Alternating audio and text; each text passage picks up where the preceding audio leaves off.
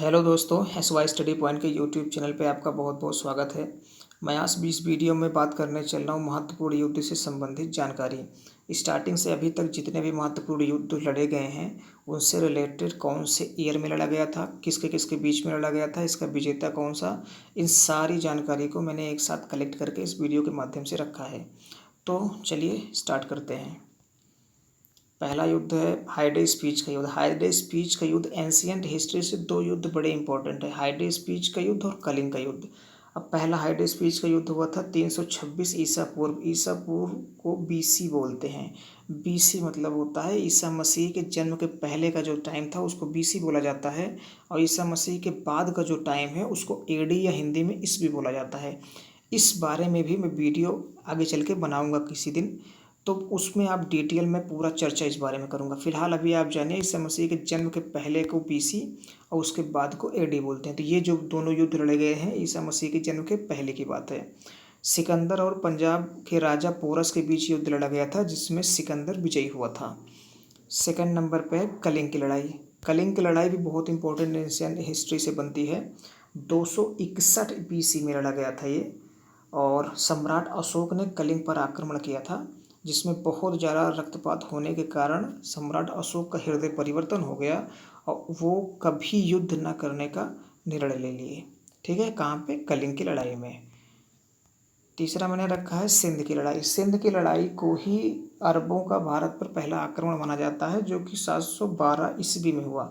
अभी तक जो ऊपर दोनों मैंने बताए युद्ध वो हुए थे बीसी में, मतलब ईसा पूर्व में। अब ये लड़ाई जो है वो होती है ईस्वी में। ईस्वी मतलब ईसा मसीह के जन्म की बाद की बात है। मोहम्मद कासिम ने अरबों की सत्ता स्थापित की। मोहम्मद कासिम मतलब अरबों का पहला आक्रमण ये था। तराइन का प्रथम युद्ध 1191 में लड़ा गया था मोहम्मद गौरी और पृथ्वीराज चौहान के बीच, जिसमें पृथ्वीराज चौहान ने मोहम्मद गौरी को हरा दिया था।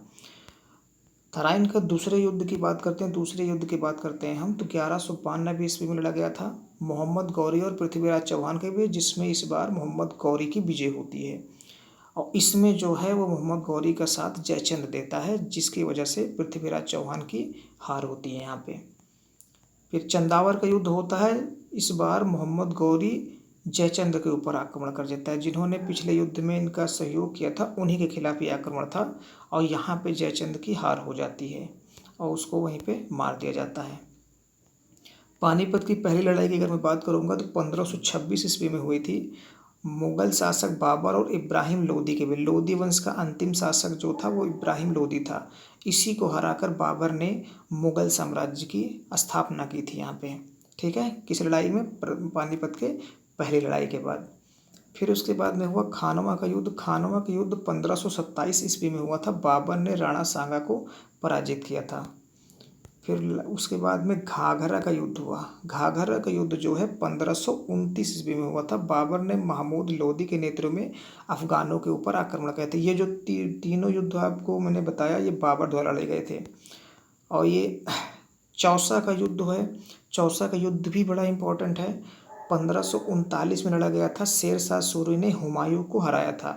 शेर शाह सूरी मुगल साम्राज्य के मतलब बादशाह मतलब थे वो हुमायूं को शेर शाह सूरी ने इस युद्ध में हराया था। कन्नौज या बिलग्राम का युद्ध, मतलब कन्नौज का युद्ध भी इसको बोलते हैं, इसे बिलग्राम का भी युद्ध बोलते हैं, जो कि लड़ा गया था 1540 ईस्वी में। एक बार फिर से शेर शाह सूरी ने हुमायूं को हरा कर और भारत छोड़ने पर मजबूर कर दिया था। उनको भारत से मतलब भगा ही दिया गया था शेर शाह सूरी द्वारा। फिर उसके बाद में लड़ा जाता है पानीपत का द्वितीय युद्ध। पानीपत का द्वितीय युद्ध 1556 ईस्वी में लड़ा गया था अकबर और हेमू के बीच।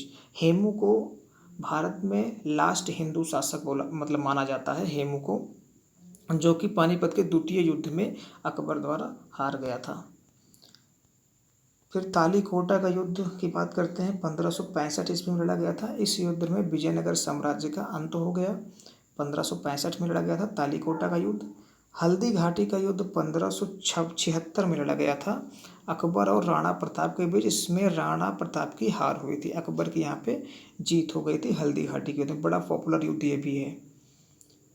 फिर यहाँ पे एंट्री होती है अब अंग्रेजों की, यहाँ पे अब एंट्री होती है अंग्रेजों की। अंग्रेजों द्वारा प्लासी का युद्ध लड़ा गया था 1757 ईस्वी में। अब यहाँ से मॉडर्न हिस्ट्री का इम्पोर्टेंट क्वेश्चन ये भी युद्ध बनता है अंग्रेजों और सिराजुद्दौला के बीच में, जिसमें से अंग्रेजों की विजय हुई और भारत में अंग्रेजी शासक की नींव पड़ी। यहीं से पूरी तरीके से अंग्रेजी शासक की नींव पड़ गई थी प्लासी युद्ध के बाद, जो कि अंग्रेजों और सिराजुद्दौला के बीच में हुआ था।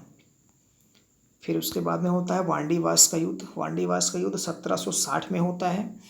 अंग्रेजों और फ्रांसीसियों के बीच में लड़ा गया, जिसमें फ्रांसीसी हार गए। अंग्रेजों द्वारा इस युद्ध को भी जीत लिया गया, वांडीवास का युद्ध।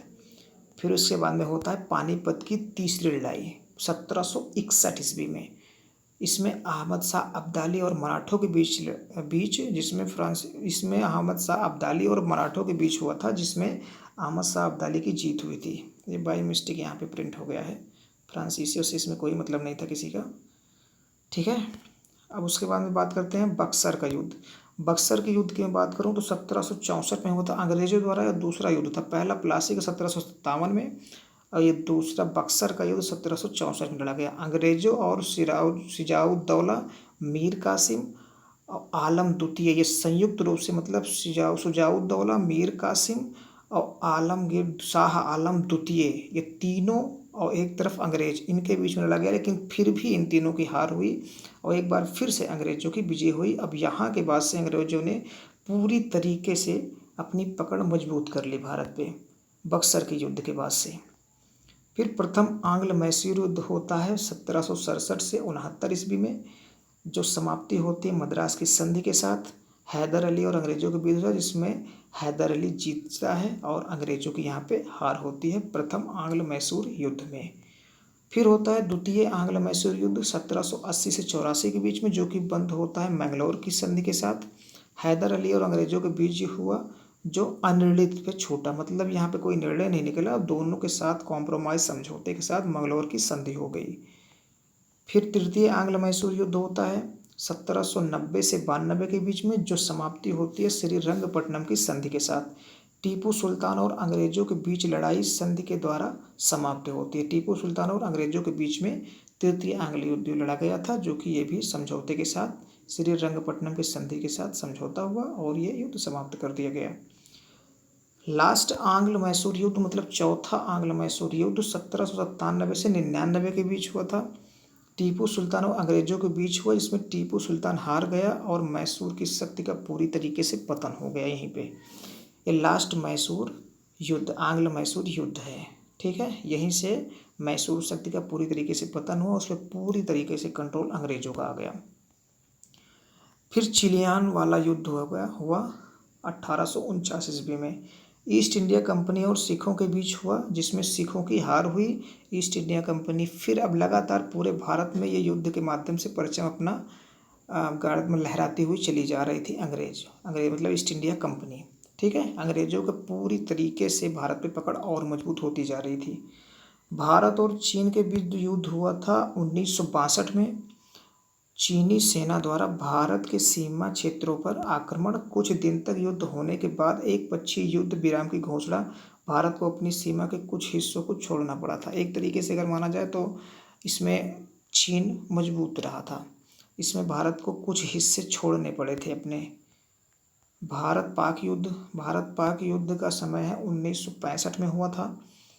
अब भारत और पाकिस्तान के बीच युद्ध, जिसमें पाकिस्तान की हार हुई। भारत पाकिस्तान के बीच शिमला समझौता हुआ। शिमला समझौता के साथ यहाँ पे ये युद्ध खत्म हुआ, यहाँ पे पाकिस्तान की हार हुई थी। भारत पाक युद्ध एक बार फिर से बांग्लादेश के विभाजन के टाइम का 1971 में भारत और पाकिस्तान के बीच युद्ध, जिसमें पाकिस्तान की हार हुई और इसका रिजल्ट क्या निकला, बांग्लादेश एक स्वतंत्र देश बना 1971 के बाद। यहाँ से भी पाकिस्तान की हार हुई और वहाँ से अलग होकर बांग्लादेश एक स्वतंत्र देश बना। फिर उसके बाद में लास्ट सबसे युद्ध हुआ कारगिल का युद्ध। कारगिल का युद्ध 1999 में हुआ था। जम्मू एवं कश्मीर और के द्रास और कारगिल क्षेत्रों में पाकिस्तानी घुसपैठियों के बीच हुआ था कारगिल का युद्ध, जिसमें फिर से एक बार हिंदुस्तान जीता था, पाकिस्तान को धूल चटाई थी। तो ये पूरी जानकारी थी युद्ध से रिलेटेड, स्टार्टिंग से मतलब एंशिएंट हिस्ट्री से लेके कारगिल युद्ध तक पूरी जानकारी मैंने आप लोगों के सामने रखी। अब लास्ट में आपसे बोल रहा हूँ, अगर वीडियो आपको अच्छी लगी हो तो लाइक और शेयर ज़रूर करो, और नए विजिट अगर आप चैनल पे किए हो तो सब्सक्राइब करना बिल्कुल मत भूलिएगा। अब लाइक शेयर करना बिल्कुल मत भूलिएगा, ठीक है। तो यहीं पे वीडियो ख़त्म करते हैं। Thank you for watching this video.